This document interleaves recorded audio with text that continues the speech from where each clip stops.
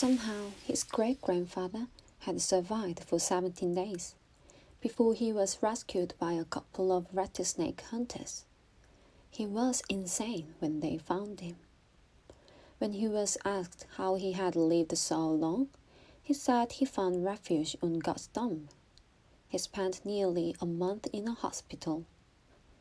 He ended up marrying one of the nurses. Nobody ever knew what he meant by God's thumb, including himself. Stanley heard the twitching sound.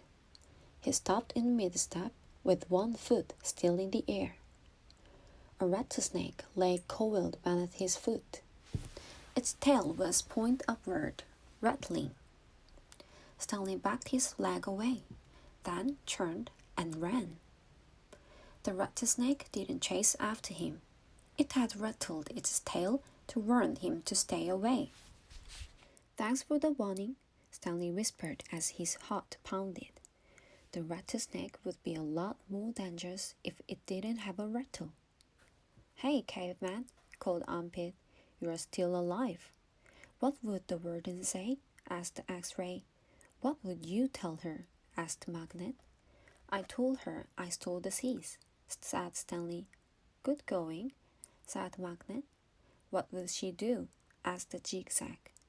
Stanley shrugged one shoulder. "Nothing. She got mad at Mr. Surf for bothering her." He didn't feel like going into details. If he didn't talk about it, then maybe it didn't happen.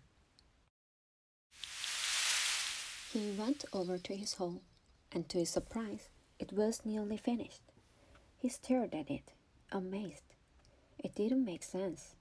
Or perhaps it did. He smiled. Since he had taken the blame for the sunflower seeds, he realized the other boys had dug his hole for him. "Hey, thanks," he said. "Don't look at me," said X-Ray. Confused, Stanley looked around from Magnet to Armpit to Zigzag to Squid. None of them took credit for it. Then he turned to Zero, who had been quietly digging in his hole since Stanley's return. Zero's hole was smaller than all the others. Stanley was the first one finished. He spat in his hole, then showered and changed into a cleaner set of clothes. It had been 3 days since the laundry was done, so even his clean set was dirty and smelly. Tomorrow, this would become his work clothes, and his other set would be washed. He could think of no reason why Zero would dig his hole for him. Zero didn't even get any sunflower seeds. "I guess he likes to dig holes," Armpit had said. "He's a mole," Zigzag had said. "I think he eats dirt." "Moles don't eat dirt," X-Ray had pointed out. "Worms eat dirt." "Hey, Zero," Squid had asked. "Are you a mole or a worm?" Zero had said nothing. Stanley never even thanked him, but now he sat on his coat and waited for Zero to return from the shower room.